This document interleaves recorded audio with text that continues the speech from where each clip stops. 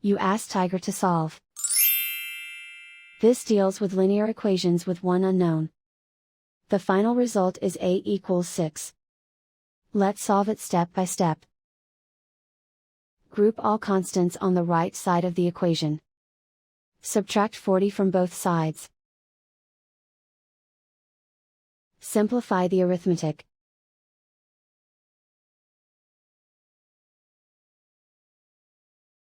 Isolate the a.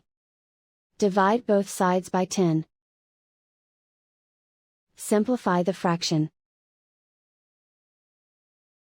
Find the greatest common factor of the numerator and denominator. Factor out and cancel the greatest common factor.